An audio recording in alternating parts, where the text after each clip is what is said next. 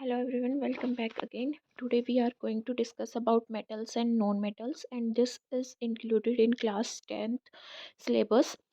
तो हमें पता है कि जो मेटल्स हैं नॉन मेटल्स हैं वो हम लोअर क्लासेस से सेवेंथ से अप्रोक्स हम पढ़ते आते हैं। तो मेटल्स का एक कॉमन एग्जांपल है आपके घर में कोई स्टील की या फिर आपके घर में कोई आयरन बिल्ट कोई मेटलिक डोर हो सकती है, विंडो हो सकती है या आप यूटेंसिल्स देखते हो या ऑर्नामेंट्स देखते हो। तो वो आपने देखा होगा कि वो ऑर्नामेंट्स हार्ड होते हैं, शाइनी होते हैं और वो साउंड भी प्रोड्यूस करते हैं। ठीक है, तो वो मेटल्स हैं। बट आपने घर में देखा होगा कि हमारे पास क्या होता है, अ, जैसे कुछ लिक्विड फॉर्म में होती है, जैसे हमारे पास कपूर होती है। ठीक है, कपूर होती है, कैम्फर होती है। ठीक है, और कई बार हम बॉईल करते हैं वाटर को तो स्टीम निकलती है, इवापोरेट होती है। कई बार हम स्मोक देखते हैं तो वो हमारा गैसेस फॉर्म में प्रेजेंट होता है, तो उसमें कुछ हमारी गैसेस प्रेजेंट होती हैं जो नॉन मेटल्स होती हैं। तो today we are going to discuss about metals and non metals. Earth में अभी तक 118 एलिमेंट्स हैं जो मतलब अभी तक डिस्कवर हुए हैं, जिसमें से 90 हमारी मेटल्स हैं, 22 नॉन मेटल्स हैं, कुछ मेटलॉइड्स हैं। मेटलॉइड्स वो होते हैं जिसके अंदर मेटल्स की भी प्रॉपर्टी होती है, नॉन मेटल्स की भी प्रॉपर्टी होती है। जैसे इसमें बात करें, सोडियम हमारी मेटल होती है, सोडियम पोटेशियम मैग्नीशियम। तो बट जो ये सोडियम पोटेशियम और हमारी एक लिथियम होती है, ये मेटल्स एल्कली मेटल्स बोले जाता है। इनको क्या बोला जाता है? एल्कली मेटल्स बोला जाता है। और ये इतनी सॉफ्ट होती हैं कि इसको हम नाइफ से कट कर सकते हैं इजीली। फिर एल्यूमिनियम है, जैसे कैल्शियम है, आयरन है, बेरियम है, ये भी हमारी क्या है? मेटल्स हैं। अगर नॉन मेटल्स का एग्जांपल लें तो ऑक्सीजन, हाइड्रोजन, नाइट्रोजन, ये हमारी क्या है? गैसेस फॉर्म में मिलती है। सल्फर हमारा पाउडर की फॉर्म में मिलता है। फॉस्फोरस भी हमारा सॉलिड की फॉर्म में मिलता है। फ्लोरीन है, क्लोरीन है, ब्रोमाइन है, आयोडीन भी हमारा सॉलिड फॉर्म में मिलता है। बाकी हमारे गैसेस फॉर्म में मिलते हैं। सॉरी, ब्रोमाइन हमारा लिक्विड फॉर्म में मिलता है, न कि सॉलिड फॉर्म में। अब फिजिकल प्रॉपर्टीज की बात करते हैं। Physical properties of metals, physical properties of metals की बात करते हैं हम यहाँ पे। तो फिजिकल प्रॉपर्टीज क्या होती है? फिजिकल प्रॉपर्टीज ऑब्जर्वेबल प्रॉपर्टीज होती हैं जिसको हम ऑब्जर्व कर सकते हैं। जैसे किसी भी चीज को अगर हम टच कर सकते हैं, टच करने पे वो स्मूथ फील हो रही है या रफ फील हो रही है। ठीक है, उस देखने में वो कैसी फील हो रही है? शाइनी फील हो रही है, लस्चरी फील हो रही है। ठीक है, लस्चर उसमें आ रहा है। तो और उसको अगर बीट करें तो वो साउंड प्रोड्यूस कर रही है या नहीं कर रही। तो ऐसी प्रॉपर्टीज जिसको हम ऑब्जर्व कर सकें, वो प्रॉपर्टीज क्या होती है? फिजिकल प्रॉपर्टीज होती हैं। जैसे हम बात करें कि तो जितनी भी मेटल्स हैं, जैसे मैं एल्यूमिनियम को देखूं, गोल्ड को देखूं, मरकरी को, प्लेटिनम को देखूं, तो वो रूम टेम्परेचर पे सॉलिड होती हैं। बट हर एक चीज़ में ना कुछ एक्सेप्शन होता है। मतलब एक्सेप्शन का मतलब क्या होता है कि मेजर तौर पे तो हमारी जो मेटल्स हैं वो सॉलिड होंगी, बट उसमें इक्की दुक्की ऐसी मेटल्स होंगी जो लिक्विड भी होंगी। जैसे मरकरी की बात करें तो मरकरी रूम टेम्परेचर पे क्या होती है? लिक्विड होती है। डक्टाइल का मतलब क्या होता है कि मैं उनको पतली सी तार में कन्वर्ट कर सकती हूँ। आपने देखा होगा हमारी जो वायर होती है घर पे, अगर हम उसकी पीवीसी कवरिंग को हटा दें तो उसके अंदर कॉपर वायर निकलती है। ठीक है, लेड की वायर निकलती है, सिल्वर निकलता है या अभी एल्यूमिनियम निकलता है। ठीक है, बट अब हम बात करें डक्टाइल की, तो इसका मतलब क्या हुआ कि हम मेटल्स को बहुत पतली सी तार में कन्वर्ट कर सकते हैं। और सबसे ज़्यादा डक्टाइल मेटल क्या होती है? गोल्ड होती है। क्या होती है? गोल्ड। मेलिएबल का मतलब क्या है कि मैं उसकी चादरें बना सकती हूँ। ठीक है, आपने देखा होगा टीन घरों पे पड़ी रहती है, टीन। ठीक है, हम छप्पर डालते हैं टीन का, तो उसमें क्या होता है? हम प्लेट्स मतलब उसकी शीट बनाते हैं, एल्यूमिनियम की शीट बनाते हैं उसको बीट बीट करके। या फिर हम बोलते हैं कि जब हम अपने डोर्स, विंडोज़ ये सब बना रहे होते हैं, आयरन से कुछ भी बना रहे होते हैं, तो उसको भी हमें बीट करके पहले उसको फ्लैट एक चादर में कन्वर्ट करना होता है, शीट में कन्वर्ट करना होता है। तो यहाँ पे जितनी भी मेटल्स होंगी हम उनको बीट करके हायर टेम्परेचर पे उनको पतली पतली चादरों में कन्वर्ट कर सकते हैं। सोनोरस का मतलब क्या है? पहले के स्कूल्स जो होते थे, ओल्ड स्कूल्स जो होते थे या गवर्नमेंट स्कूल्स जो होते थे, वहाँ पे हम एक क्या करते थे, एक हमारे पास शीट होती थी आयरन की, उसको हम एक हैमर से बीट करते थे जो हमारी बेल रिंगिंग के काम आता था। तो यहाँ पे हमें पता है कि जो भी मेटल है अगर उसको बीट करेंगे तो वो साउंड प्रोड्यूस करेगी, इसीलिए उसको सोनोरस बोला गया है। लस्टरस का मतलब होता है शाइन। आपने देखा होगा सिल्वर में एक शाइन होती है, ठीक है, गोल्ड में एक शाइन होती है, प्लेटिनम में एक शाइन होती है, कॉपर के अंदर भी शाइन होती है, लेड के अंदर भी शाइन होती है, ठीक है। आयरन भी अगर न्यू आयरन से बने हुए मटेरियल है, अगर उसमें रस्टिंग नहीं हो रखी, जंग नहीं लग रखा, तो वो भी क्या होता है, शाइनी होता है। तो मेटल्स क्या होती है, शाइन करती हैं, लस्टरस होती हैं। हाई मेल्टिंग और बॉइलिंग पॉइंट होता है। अगर हम बात करें, अगर मैं आयरन को ही पिघलाने लग जाऊं तो बहुत ज़्यादा हाई टेम्परेचर पे वो मेल्ट होगा। सिमिलरली गोल्ड, ठीक है, तो उनका high melting and boiling point होता है। बट सीजियम एंड गैलियम क्या है, एक ऐसी मेटल्स हैं जिसको मैं हथेली पे रखूंगी गैलियम को तो वो पिघल जाएगी, मतलब उसका बहुत ही लो मेल्टिंग पॉइंट होता है। ये गुड कंडक्टर होती है हीट एंड इलेक्ट्रिसिटी की। आपने देखा है हमारे घरों में यूटेंसिल्स बने होते हैं या तो एल्यूमिनियम के, कॉपर के होते हैं, या फिर हमारे स्टील के होते हैं, या फिर हमारे किसके होते हैं, सिल्वर के होते हैं। तो वो क्यों होते हैं ऐसे, क्योंकि वो हीट के गुड कंडक्टर हैं। सिमिलरली वायर्स भी हमारी कॉपर की बनी होती हैं, क्योंकि वो गुड कंडक्टर हैं इलेक्ट्रिसिटी के। कंडक्ट करने का मतलब है कि वो अपने अंदर से हीट को और इलेक्ट्रिसिटी को ईजिली पास होने देते हैं। बट इसमें भी कुछ एक्सेप्शन है, जैसे लेड है हमारा और मरकरी है, वो पुअर कंडक्टर होते हैं हीट के। सिल्वर कॉपर बेस्ट कंडक्टर होते हैं हीट के भी और इलेक्ट्रिसिटी के भी। सिल्वर को हम बेसिकली सोलर पावर प्लांट्स में जो प्लेट्स लगाते हैं, सोलर सेल्स लगाते हैं, उसमें यूज किया जाता है, क्योंकि it is a good conductor of electricity and heat. High density होती है। डेंसिटी का मतलब है मास बाय वॉल्यूम, कि कितना मास है उसका। हाई मास बाय वॉल्यूम होता है, मतलब सोडियम एंड पोटेशियम है, उसको नाइफ से कट कर सकते हैं तो उनके लो डेंसिटी होगी। बट अदरवाइज अगर हम आयरन एल्यूमिनियम इनकी बात करें, कॉपर की बात करें, तो उनकी हाई डेंसिटी होती है। नॉन मेटल्स की फिजिकल प्रॉपर्टीज की बात करें तो ये मोस्टली सोलिड, लिक्विड या गैस की फॉर्म में मिलती हैं, ठीक है। जैसे फोस्फोरस, सल्फर की बात करें तो ये सॉलिड होंगी। गैस की बात करें, हाइड्रोजन, नाइट्रोजन होगी, कार्बन होगी। बट ब्रोमाइन जो है वो लिक्विड होगा। आयोडीन जो है यहाँ पे वो क्या होगा, सॉलिड होगा। जनरली बैड कंडक्टर होती है हीट एंड इलेक्ट्रिसिटी की, बट कार्बन की कुछ मतलब यहाँ पे क्या होते हैं, यहाँ पे फोम्स होती हैं, जैसे ग्रेफाइट है वो नेचुरल फोम है कार्बन की, जो कि गुड कंडक्टर है हमारी किसकी, हीट की भी और इलेक्ट्रिसिटी का भी। नॉन सोनरस, ये साउंड प्रोड्यूस नहीं करती और ये लस्टर भी नहीं होती, इनमें चमक भी नहीं होती है। बट अगर हम यहाँ पे बात करें आयोडीन की, तो आयोडीन में लस्टर मिलता है। नेक्स्ट हमारे पास है metals. Metals basic oxide form करती हैं। बेसिक ऑक्साइड का मतलब ये है कि जो मेटल्स हैं वो ऑक्सीजन के साथ बाइंड करके, जैसे सोडियम है, सोडियम ऑक्सीजन के साथ बाइंड करके NaO की फॉर्मेशन करेगी, NaO2 की फॉर्मेशन करेगी, सॉरी, K+O2 करेंगे तो वो भी के हमारा क्या बनाएगी, KO2। तो यहाँ पे जो हमारा बना रहा है कैल्शियम है, कैल्शियम ऑक्साइड बनेगा, ठीक है। तो ये सब हमारे जो बन रहे हैं ये मेटल के ऑक्साइड है। मेटल जब ऑक्सीजन के साथ रिएक्ट करती है तो मेटल के ऑक्साइड बनते हैं, जैसे magnesium oxide, potassium oxide, K2O आएगा यहाँ पे, Na2O आएगा, CaO आएगा, ठीक है। ये यहाँ पे कैसे पता चलता है K2O आएगा या फिर Na2O आएगा, ये इनकी वैलेंसी से पता चलता है, ठीक है। अब सोडियम जो है वो एक डोनेट कर सकती है, बट ऑक्सीजन को दो चाहिए, तो एक ऑक्सीजन के साथ दो सोडियम बाइंड होंगी। ऐसे ही पोटेशियम भी दो पोटेशियम बाइंड होंगी एक ऑक्सीजन के साथ।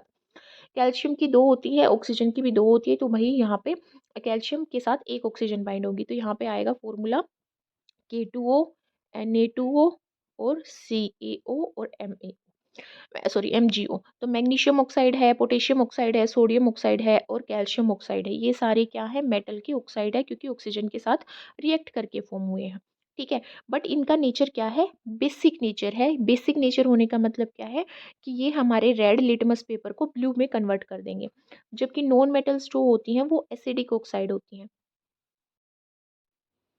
यहाँ पे हम ऐसे क्यों बोल रहे हैं कि जैसे एसिड रेन में कि वो एसिडिक प्रॉपर्टी शो करती है, क्योंकि देखो जैसे सल्फर डाइऑक्साइड होगी या यहाँ पे नाइट्राइट होगी, NO2, नाइट्रोजन डाइऑक्साइड, या फिर CO2 होगी, कार्बन डाइऑक्साइड। ये क्या करेंगी, ये तीनों की तीनों गैस वाटर के साथ रिएक्ट करेंगे। ये वाटर कहाँ से आएगा, रेन से, रेन ड्रॉप से। तो यहाँ पे ये बना देगी H2CO3, कार्बन डाइऑक्साइड बना देगी H2CO3 बाइकार्बोनेट एसिड, बाइकार्बोनिक एसिड। तो ये एसिड बन गया। अब SO2 जो है वो वाटर के साथ मिलके H2SO4 बना देगी, सल्फ्यूरिक एसिड। अब जो NO2 है वो हमारी क्या बना देगी, नाइट्रिक एसिड बना देगी, ठीक है, HNO3। तो ये तीनों क्या बन गए, एसिड बन गए। अब ये किस कैसे बने, जो रेन का वाटर था वो रिएक्ट कर गया इन गैसेस के साथ।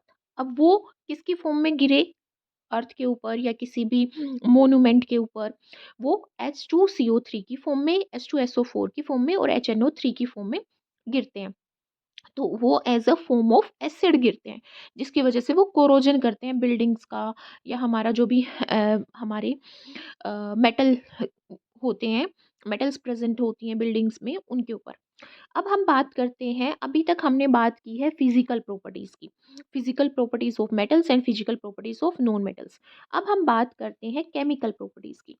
केमिकल प्रॉपर्टीज वो प्रॉपर्टीज होती हैं जिसमें कोई सब्सटेंस, या तो वो मेटल हो या फिर वो नॉन मेटल हो, वो रिएक्ट करे, रिएक्शन शो करे किसी अदर सब्सटेंस या एलिमेंट के साथ, कंपाउंड के साथ या मॉलिक्यूल के साथ, ठीक है।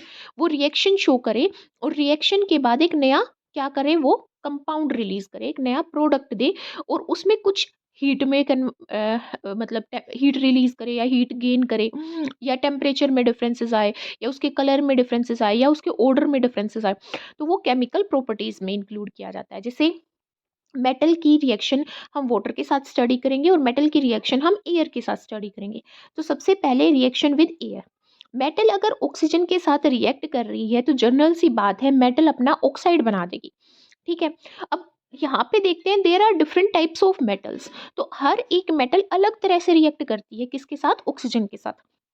तो कुछ मेटल्स हैं जैसे सोडियम है, पोटेशियम है, इसको हम केरोसिन ऑयल के अंदर डुबो के रखते हैं to conserve it, to protect it, क्योंकि जैसे ही ऑक्सीजन की प्रेजेंस में आती हैं या ऑक्सीजन के कांटेक्ट में आती हैं, ये विग्रस रिएक्शन शो करती है, एकदम से इनमें आग लग जाती है, ठीक है। ये विग्रसली, विग्रस का मतलब यही है एकदम से आग को कैच कर लेना या फायर को कैच कर लेना, ठीक है। तो यहाँ पे कुछ मेटल्स होती हैं जो मैग्नीशियम है, एल्यूमिनियम है, जिंक है और लेड है, ये स्लोली रिएक्ट करती हैं, और ये इतनी स्लोली रिएक्ट करती हैं कि ये अपने ऊपर ही कवरिंग फॉर्म कर दी है। लेड के ऊपर भी लेड ऑक्साइड फॉर्म हो जाता है, एल्यूमिनियम के ऊपर भी एल्यूमिनियम ऑक्साइड फॉर्म हो जाता है, जो एक प्रोटेक्टिव कवरिंग होती है। मैग्नीशियम, मैग्नीशियम रिबन आपने लेबोरेटरी में देखा होगा, मैग्नीशियम रिबन हम बर्न करते हैं तो वो बर्न हो जाता है, ठीक है, ऑक्सीजन की प्रेजेंस में ही तो बर्न हुआ, ठीक है। तो वो मैग्नीशियम ऑक्साइड फॉर्म करेगा और डेजलिंग लाइट के थ्रू इमिट करेगा जब उसको हम बर्न करेंगे in the presence of oxygen. अब आयरन कॉपर है, ये बर्न करते नहीं है एयर में, आपने देखा होगा अगर मैं आग में आयरन की नेल को डाल दूं, कील को डाल दूं, तो वो बर्न नहीं करेगी, ठीक है। तो बट मैं आयरन फीलिंग्स को अगर डालती हूँ तो वो बर्न करती है, क्योंकि आयरन फीलिंग्स का हम एक एक्सपेरिमेंट करते हैं कॉपर सल्फेट के साथ, उस टाइम पे हम क्रश करते हैं आयरन फीलिंग्स को तो वो बर्न हो जाती है, वो एक कंपाउंड फॉर्म करती है, यहाँ पे वो यहाँ पे डिस्प्लेसमेंट रिएक्शन भी फॉर्म कर शो करती है। तो हम क्या देखते हैं, जब हम बात कर रहे हैं, किसकी बात कर रहे हैं कि मेटल्स जब ऑक्सीजन के साथ रिएक्ट करेंगी तो वो मेटल ऑक्साइड फॉर्म करेंगी। अब इनमें से सोडियम और पोटेशियम ऐसी मेटल है जो विग्रसली रिएक्ट करेंगी, magnesium, aluminium, zinc and lead जो है वो स्लोली रिएक्ट करता है और एक प्रोटेक्टिव लेयर फॉर्म कर देता है। मैग्नीशियम डिजलिंग लाइट इमिट करती है, ऑक्सीजन की प्रेजेंस में बर्न होती है।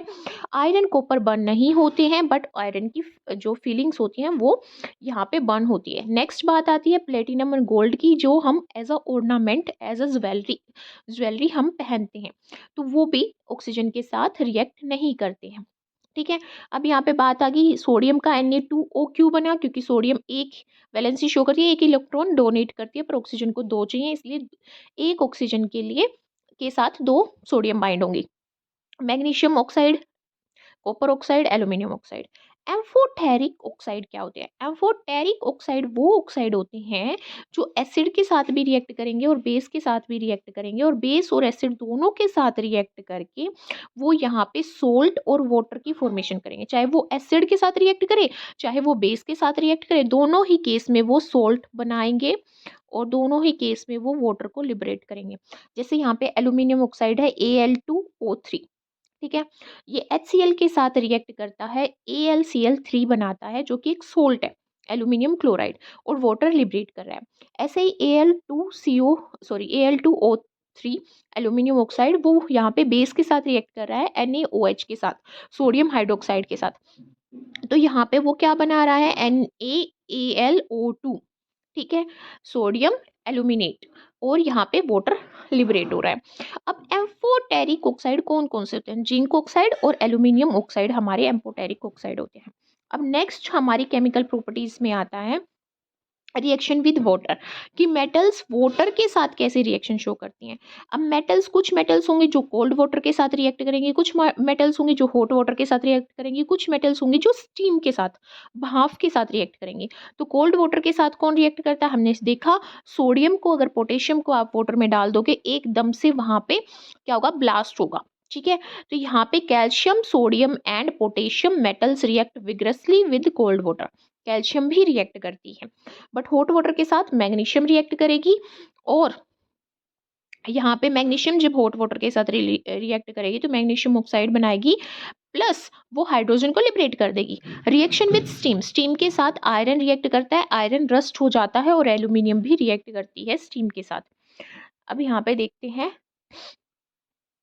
मैग्नीशियम ऑक्साइड नहीं, मैग्नीशियम हाइड्रोक्साइड बनाएगी और हमारा हाइड्रोजन रिलीज हो जाएगा।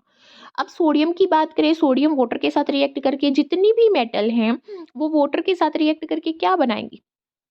Most of the metal except iron and aluminium, iron and aluminium को छोड़ के जितनी भी मेटल्स हैं वो वाटर के साथ रिएक्ट करके हाइड्रोक्साइड बनाएंगी। क्या बनाएंगी? हाइड्रोक्साइड। हाइड्रोक्साइड का मतलब क्या है कि OH2 प्रेजेंट होगा, OH2 या फिर OH प्रेजेंट होगा, ठीक है। जैसे सोडियम है वो वाटर के साथ रिएक्ट करके सोडियम हाइड्रोक्साइड बनाती है NaOH, एंड हाइड्रोजन को लिबरेट कर देती है। ऐसे ही पोटेशियम वाटर के साथ रिएक्ट करती है, पोटेशियम हाइड्रोक्साइड बनाती है और हाइड्रोजन लिबरेट कर देती है। इसी तरह कैल्शियम वाटर के साथ रिएक्ट करके कैल्शियम हाइड्रोक्साइड बनाती है और हाइड्रोजन लिबरेट कर देती है। मैग्नीशियम भी मैग्नीशियम हाइड्रोक्साइड बनाती है, ठीक है। In case of calcium magnesium metal start floating. क्यों फ्लोट करने लगती है? क्योंकि यहाँ पे जो हाइड्रोजन लिबरेट हो रही है वो बबल्स फॉर्म करती है, बबल्स ऑफ, यहाँ पे डबल्स नहीं है, बबल्स आएगा, बबल्स ऑफ हाइड्रोजन, जो मेटल्स के सरफेस पे, कैल्शियम मेटल्स के या मैग्नीशियम मेटल की सरफेस पे स्टिक हो जाते हैं, जिसकी वजह से कैल्शियम एंड मैग्नीशियम मेटल्स क्या करती हैं? फ्लोट करती हैं। अब यहाँ पे एल्यूमिनियम जो है और आयरन जो है वो स्टीम, भाप के साथ रिएक्ट कर रहे हैं, इसलिए वो ऑक्साइड बना रहे हैं, एल्यूमिनियम ऑक्साइड या फिर आयरन ऑक्साइड। आयरन ऑक्साइड क्या होता है? रस्टिंग ऑफ आयरन, ठीक है, और हाइड्रोजन गैस को लिबरेट कर रहे हैं। अब रिएक्शन की बात करते हैं, तीसरी केमिकल प्रॉपर्टी है मेटल्स की रिएक्शन डाइल्यूट एसिड के साथ। डाइल्यूट एसिड के साथ भी वो सोल्ट बनाती हैं और हाइड्रोजन गैस को लिबरेट करती हैं, ठीक है। डाइल्यूट हाइड्रोक्लोरिक एसिड और डाइल्यूट सल्फ्यूरिक एसिड के साथ वो रिएक्ट करेंगे। जैसे आयरन है, ये हमारा HCl क्या है? हाइड्रोक्लोरिक एसिड, ठीक है। डाइल्यूट का और कंसंट्रेटेड का मतलब क्या होता है? डाइल्यूट वो एसिड होता है जिसमें वाटर की कंसंट्रेशन या अमाउंट ज़्यादा हो, और कंसंट्रेटेड वो होता है जिसमें वाटर की अमाउंट कम हो, ठीक है। आयरन है वो हमारा एसिड के साथ रिएक्ट करेगा, FeCl2, magnesium magnesium MgCl2, zinc ZnCl2, aluminium AlCl3। तो ये iron chloride, magnesium chloride, zinc chloride और एल्यूमिनियम क्लोराइड बन रही है, ये सारे क्या हैं? सोल्ट हैं, और ये क्या लिबरेट कर रहे हैं? Hydrogen gas. Copper, mercury and silver जो है, कॉपर, मरकरी और जो सिल्वर है वो रिएक्ट नहीं करती, किसके साथ? डाइल्यूट एसिड के साथ, ठीक है। डाइल्यूट एसिड के साथ वो रिएक्ट नहीं करती हैं। Hydrogen gas is hydrogen gas produced is oxidise to water, water में ऑक्सीडाइज हो जाती है जब मेटल रिएक्ट करती है नाइट्रिक एसिड के साथ, जब मेटल नाइट्रिक एसिड के साथ रिएक्ट करती है। बट मैग्नीशियम एंड मैग्नीज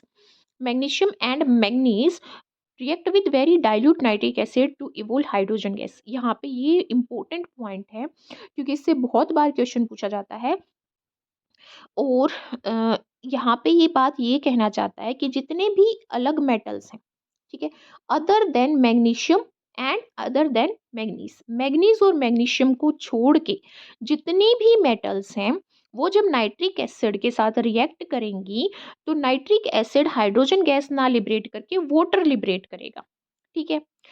और यहाँ पे बट मैग्नीशियम और मैग्नीज अगर है तो वो डाइल्यूट नाइट्रिक एसिड के साथ रिएक्ट करेंगी और वो हाइड्रोजन गैस को इवोल्व करेंगी, ये यही बात कहना चाह रहा है, ठीक है।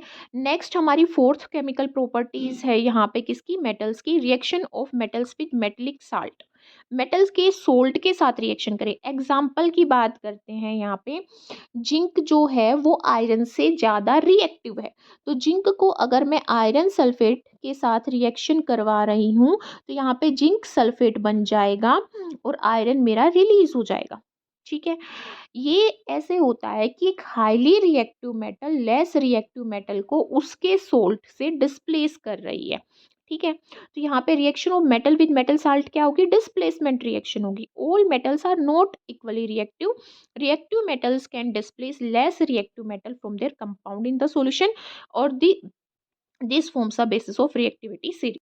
अब यहाँ पे जैसे मैंने बोला कि आयरन को डिस्प्लेस कर सकता है जिंक और आयरन डिस्प्लेस कर सकता है कॉपर को। इसका रीजन क्या है, क्योंकि कॉपर जो है वो लेस रिएक्टिव है एज कंपेयर टू आयरन। ये हमें कैसे पता चला, इस रिएक्टिविटी सीरीज से। ये हमें लर्न करनी पड़ेगी ताकि हम ये समझ पाए कि कोई रिएक्शन हो रही है तो उस रिएक्शन में कौन सा एलिमेंट कौन से दूसरे एलिमेंट को डिस्प्लेस करेगा। ठीक है, तो यहाँ पे क्या देख सकते हैं हम, सबसे ज़्यादा रिएक्टिव है पोटेशियम, फिर सोडियम, फिर हमारा, वैसे तो पोटेशियम के बाद बैरियम आता है, उसके बाद सोडियम आता है, फिर कैल्शियम, फिर मैग्नीशियम, फिर एल्यूमिनियम, फिर जिंक, फिर आयरन, फिर हमारा लेड। ठीक है, फिर उसके बाद आता है हाइड्रोजन, फिर कॉपर, फिर हमारा मरकरी, फिर हमारा आता है यहाँ पे सिल्वर और फिर हमारा आता है गोल्ड। तो ये जितनी भी हमारी रिएक्टिविटी सीरीज है ये हमें बताती है कि कौन सी मेटल किसको डिस्प्लेस करेगी। जैसे यहाँ पे जिंक है, वो कॉपर को क्यों डिस्प्लेस कर रही है, क्योंकि जिंक हमारा पहले आ रहा है, कॉपर बाद में आ रहा है, तो जिंक जो है वो हाईली रिएक्टिव है एज कम्पेयर टू कॉपर, इसीलिए वो सल्फेट के साथ जाके बाउंड हो जाता है और कॉपर को डिस्प्लेस कर देता है। तो ये रिएक्शन है कि ये हमारा मेटलिक सोल्ट है, ये हमारा क्या है, मेटलिक सोल्ट है। तो मेटलिक सोल्ट के साथ एक मेटल किस बेसिस पे रिएक्ट करेगी, on the basis of its reactivity, कि वो कितनी रिएक्टिव है। ठीक है, अब ये हाईली रिएक्टिव थी तो वो कॉपर को डिस्प्लेस करके आयरन सल्फेट बना देती है और कॉपर को रिलीज कर देती है। जिंक हाईली रिएक्टिव है कॉपर से, तो जिंक सल्फेट बना देती है और कॉपर को रिलीज कर देती है। अब हम नेक्स्ट बात करते हैं reaction between metals and non metals. Reaction metals और नॉन मेटल्स के बीच में कैसे रिएक्शन होगी। ठीक है, अब यहाँ पे देखते हैं, reactivity of element can be understood as a tendency to attain a completely filled valence. Yes, ये बहुत सही बात बोली है यहाँ पे कि रिएक्टिविटी इस बात पे डिपेंड करती है कि उनको कितने इलेक्ट्रॉन चाहिए अपनी वैलेंस सेल को फिल करने के लिए। ठीक है, जैसे मैंने यहाँ पे मैग्नीशियम ऑक्साइड का एग्जांपल लिया, तो मैग्नीशियम का 12 होता है क्या, एटॉमिक नंबर, तो 282 इस तरह से इलेक्ट्रॉन फिल किए जाएंगे के एल एम सेल में। ठीक है, तो एम सेल में 2 इलेक्ट्रॉन है, पर ये 2 इलेक्ट्रॉन्स से इसका ऑक्टेट पूरा नहीं हुआ, इसको 8 बनाने के लिए 6 चाहिए, जो कि लार्ज नंबर ऑफ इलेक्ट्रॉन्स है, तो ये 6 ले नहीं सकता, ये 2 डोनेट कर देगा। ऑक्सीजन का 8 होता है। ठीक है, अब ये 2 और 6 फिल करती है, तो यहाँ पे इसको 2 इलेक्ट्रॉन चाहिए अपने आप के 8 बनाने के लिए, ऑक्टेट को फिल करने के लिए, तो ये 2 मैग्नीशियम से ले लेता है। तो क्या हो गया, ये दोनों बैलेंस हो गए, मैग्नीशियम ने इसको दे दिया, तो मैग्नीशियम के पास कितने रहे, 2 और 8, उसके ऑक्टेट फिल हो गया। ठीक है, इसका ऑक्टेट फिल हो गया, अब ये 2 और ले लेगा तो इसके 8 बन जाएंगे, तो 2 और 8 ऑक्सीजन के हो जाएंगे, तो दोनों बैलेंस हो गई। इसलिए एक मैग्नीशियम एक ऑक्सीजन के साथ बैलेंस क्या होती है, बाइंड होती है। तो यहाँ पे जो टेंडेंसी है रिएक्ट करने की, वो उसकी किस पे डिपेंड करती है कि उसको वैलेंस सेल को कंप्लीटली फिल करने के लिए कितने इलेक्ट्रॉन चाहिए। Atoms of metal can lose electron, जैसे सोडियम है, पोटेशियम है, मैग्नीशियम है, कैल्शियम है, all these are electropositive element. क्या है ये, इलेक्ट्रोपॉजिटिव। इलेक्ट्रोपॉजिटिव का मतलब है ये इलेक्ट्रॉन को डोनेट करके या तो इनके ऊपर +1 चार्ज आ सकता है, जैसे सोडियम के ऊपर आता है, ठीक है, पोटेशियम के ऊपर आता है, या फिर +2 चार्ज आ सकता है, जैसे कैल्शियम के ऊपर आता है या मैग्नीशियम के ऊपर आता है, या +3 आ सकता है, जैसे लिथियम के ऊपर आता है, या +4 आ सकता है, जो कि रेयर है। ठीक है, तो यहाँ पे क्या है कि ये इलेक्ट्रोपॉजिटिव है क्योंकि ये इलेक्ट्रॉन्स को डोनेट करती हैं, और ये कैटायंस बोला जाता है इनको, क्योंकि इनके ऊपर क्या है, पॉजिटिव चार्ज है। नॉन मेटल्स जो हैं जैसे ऑक्सीजन है हमारी, कार्बन है जैसे हमारे पास, नाइट्रोजन है जैसे सल्फर है, ये क्या करती हैं, ये या तो 1 इलेक्ट्रॉन को या फिर 2 इलेक्ट्रॉन को या फिर 3 इलेक्ट्रॉन्स को ये क्या करती हैं, जैसे क्लोरीन है 1 इलेक्ट्रॉन को लेता है, कार्बन है हमारे 4 को लेगा, ठीक है, नाइट्रोजन 3 को लेगी, माइनस आएगा यहाँ पे, ठीक है, सल्फर है हमारा, ऑक्सीजन है हमारे पास 2 को लेगा।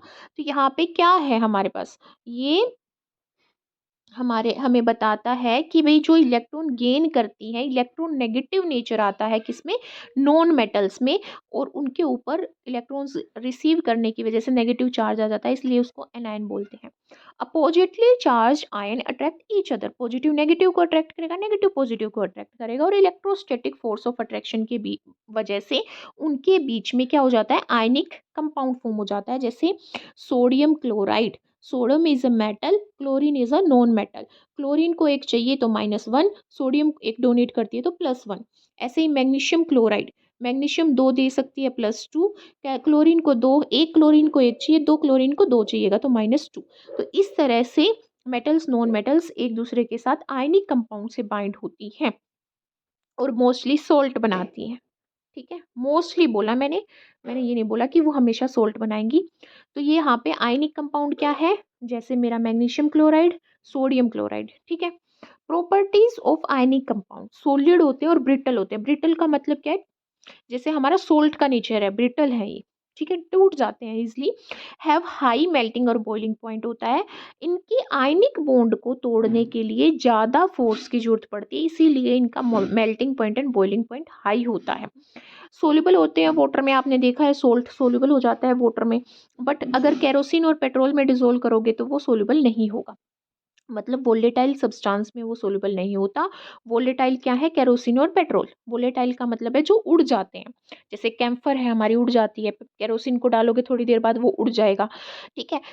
कंडक्ट इलेक्ट्रिसिटी इन सॉल्यूशन, अगर मैं पानी में, एक मैं डिस्टिल वाटर लेती हूँ और मैं एक एक्सपेरिमेंट करती हूँ, उसमें वायर लगा के, सेल लगा के मैं बल्ब ग्लो करने की कोशिश करती हूँ, वो ग्लो नहीं करेगा, डिस्टिल वाटर अगर मैंने लिया है, बट उसमें मैंने सोल्ट डाल दिया, तो वो जो सर्किट है उसको कंप्लीट करने के बाद देखूंगी तो मेरा वो क्या कर रहा है, इलेक्ट्रिसिटी को कंडक्ट कर रहा है, क्योंकि सोल्ट क्या करता है, आयंस रिलीज करता है अपनी एक्वस सॉल्यूशन में, वो सोडियम में टूट जाएगा और क्लोराइड आयन में टूट जाएगा, एनायन कैटायन आयन में टूट जाएगा। कैटायन क्या है, सोडियम, और एनायन क्या है हमारा, क्लोरीन।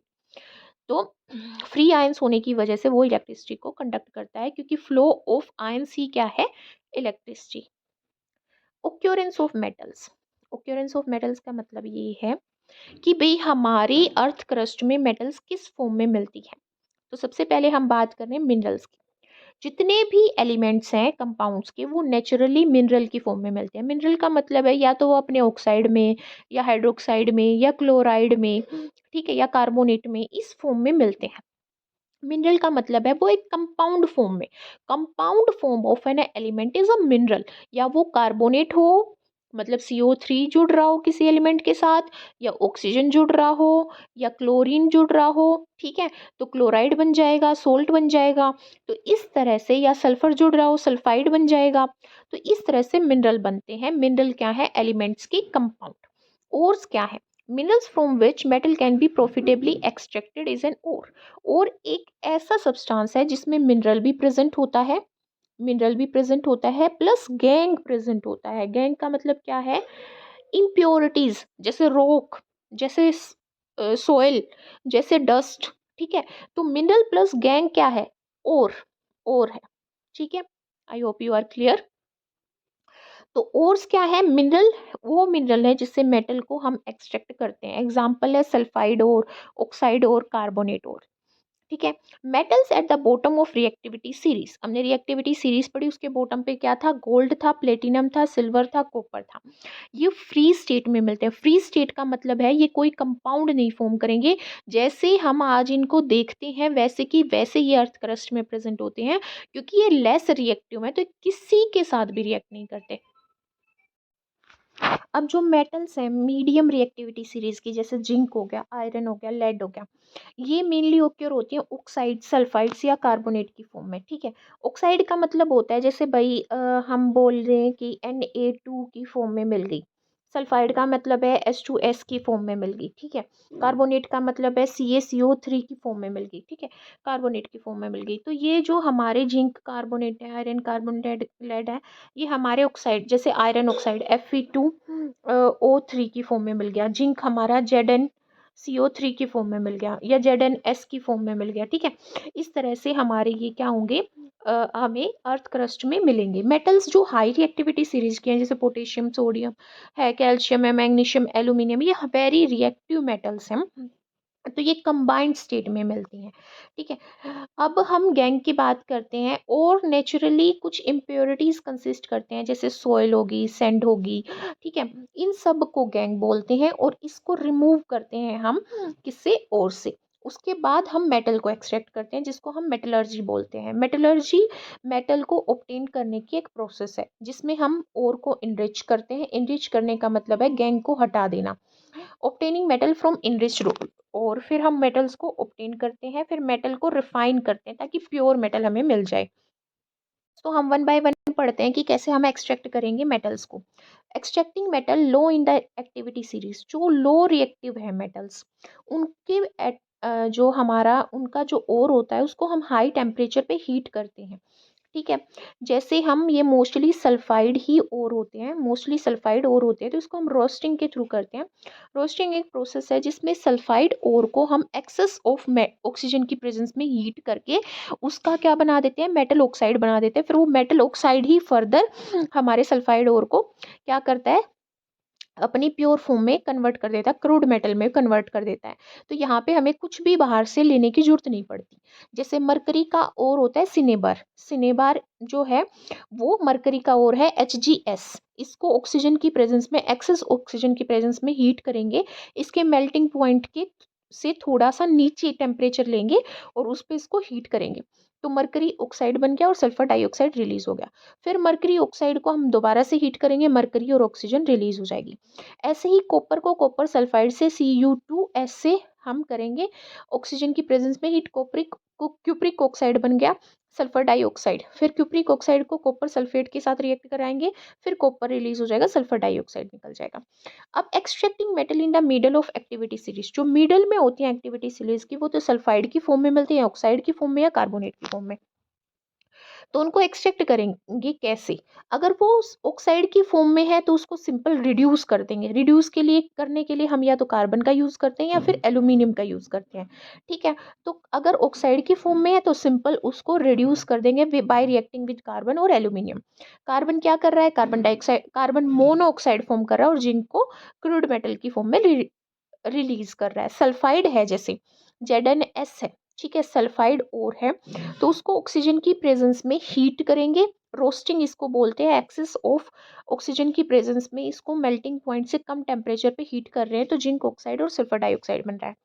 मेटल्स का अगर कार्बोनेट है, मेटल कार्बोनेट अगर प्रेजेंट है जैसे ये है जिंक कार्बोनेट, तो उसको हम ऑक्सीजन की, वहां पे ऑक्सीजन होती है बट बहुत कम अमाउंट में होती है, क्योंकि हमें कार्बन डाइऑक्साइड मतलब सॉरी कार्बोनेट को हटाना है, ठीक है। तो इसलिए यहाँ पे ऑक्सीजन कम प्रेजेंट होती है, बट हमें पता है कि किसी भी चीज को हीट करेंगे तो उसके लिए ऑक्सीजन तो रिक्वायर होगी, बट यहाँ पे बहुत कम अमाउंट में ऑक्सीजन प्रेजेंट होती है कैल्सिनेशन की प्रोसेस में, ठीक है। या तो बहुत लिमिटेड होती है या फिर बिल्कुल ही एयर होती नहीं है। तो यहाँ पे जिंक कार्बोनेट को हीट करेंगे तो जिंक ऑक्साइड और कार्बन डाइऑक्साइड बन जाएगा। तो कैल्सिनेशन की प्रोसेस है क्रूड मेटल को ऑब्टेन करने की फ्रॉम कार्बोनेट, और रोस्टिंग की प्रोसेस है क्रूड मेटल को ऑब्टेन करना सल्फाइड ओर से, और रिड्यूस करके ऑक्साइड ओर को हम क्रूड मेटल ऑब्टेन करते हैं, ठीक है। अब यहाँ पे जब क्रूड मेटल ऑब्टेन करते हैं तो मैंने बोला था कि या तो हम कार्बन को यूज़ करेंगे या एल्यूमिनियम को यूज़ करेंगे। तो कार्बन को यूज़ करते हैं कोक का यूज़ करके, और डिस्प्लेसमेंट रिएक्शन करवाते हैं हम यहाँ पे एल्यूमिनियम के साथ या सोडियम के साथ या कैल्शियम के साथ, to reduce a metal from its ore, अपने ओर से ऑक्साइड ओर से मेटल को रिड्यूस करने के लिए। जैसे मैग्नीज ऑक्साइड है, उसको एल्यूमिनियम के साथ हीट किया, मैग्नीज अलग से आ गई और एल्यूमिनियम ऑक्साइड रिलीज हो गया और हीट निकल गई। ऐसे ही आयरन ऑक्साइड है, उसको एल्यूमिनियम के साथ हीट किया तो आयरन अलग हो गया, एल्यूमिनियम ऑक्साइड निकल गया और हीट निकल गई। अब यहाँ पे इसको हम थर्मिट रिएक्शन भी बोलते हैं, जब हम एल्यूमिनियम का यूज़ करते हैं किसी भी ऑक्साइड ओर को से क्रूड मेटल को ऑब्टेन करने के लिए। और इस रिएक्शन का यूज़ करते हैं हम वेल्डिंग करने के लिए रेलवे ट्रैक्स वगैरह पे। अब जो हमारी टॉप एक्टिविटी सीरीज़ में जो मेटल्स होती हैं, उनको कैसे एक्सट्रैक्ट किया जाता है? इनकी हाई एफिनिटी होती है ऑक्सीजन के साथ, मतलब ऑक्सीजन के साथ ये जल्दी क्या करती है, बाइंड कर जाती है एज़ कम्पेयर टू कार्बन। तो इनको हम इलेक्ट्रोलाइटिक रिडक्शन के थ्रू क्या करते हैं, ऑब्टेन करते हैं। इलेक्ट्रोलाइटिक रिडक्शन का मतलब क्या है, पहले इनका एक्वस सॉल्यूशन बनाएँगे, फिर उससे हम इलेक्ट्रिसिटी पास करवाएँगे। फिर इलेक्ट्रिसिटी जब पास करवाते हैं तो ये अपने आयन्स में टूट जाती हैं। जैसे ये हमारे कैटायन में टूट गई, ये हमारी एनायन में टूट गई। इलेक्ट्रिसिटी जब पास करवाई तो जो हमारी जो कैटायन है वो कैथोड मेटल पे हमारा सॉरी कैथोड रोड पे जाके अटैच हो जाता है और क्लोरीन जो है वो एनोड पे जाके बाइंड हो जाती है। रिफाइनिंग ऑफ मेटल्स, रिफाइनिंग का मतलब है कि जो क्रूड मेटल हमें ऑब्टेन हुई है उसको प्योर फॉर्म में हम कैसे लेके जाएंगे। तो इस मोस्टली हम मेटल्स के लिए क्या करते हैं, इलेक्ट्रोलाइट रिफाइनिंग करते हैं। ठीक है, इलेक्ट्रोलाइटिक रिफाइनिंग में हम वही करते हैं कि एक्वस सॉल्यूशन बनाते हैं, उससे इलेक्ट्रिसिटी पास करवाते हैं, फिर अलग अलग जो हमारा इलेक्ट्रोड है उस पे जाके हमारी मेटल्स और नॉन मेटल्स बाइंड हो जाती हैं। Copper is obtained using this method. देखो, एनोड हमारा एक स्लैब होता है जिसपे हमारी इम्प्योर कॉपर मेटल बाइंड हो जाएगी, कैथोड जिसपे प्योर कॉपर है। ठीक है, सॉल्यूशन एक्वस सॉल्यूशन लेंगे कॉपर सल्फेट का और उसके साथ कुछ डाइल्यूट सल्फ्यूरिक एसिड लेंगे ताकि आयंस का फ्लो उसके और इलेक्ट्रिसिटी इजिली पास हो उसके। फ्रॉम एनोड हमें एनोड से क्या मिल जाएगा, एनोड से हमें कॉपर आयन मिल जाएंगे सॉल्यूशन में और equivalent amount of copper from solution. देखो, एनोड से जैसे ही इलेक्ट्रिसिटी पास करवाएंगे तो जो एनोड हमारा यहाँ पे इम्प्योर कॉपर का बना हुआ है वो रिलीज होके किस में आ जाएगी, सॉल्यूशन में आ जाएगी। बट जो सॉल्यूशन के अंदर कॉपर सल्फेट प्रेजेंट है उससे कॉपर रिलीज होके कहाँ पे, एनोड पे जाके बाइंड हो जाएगी। ठीक है, इसी तरह जो इम्प्योरिटीज है सिल्वर और गोल्ड की वो डिपॉजिट हो जाएंगी बॉटम में, किसके बॉटम में, एनोड के, एनोड मड।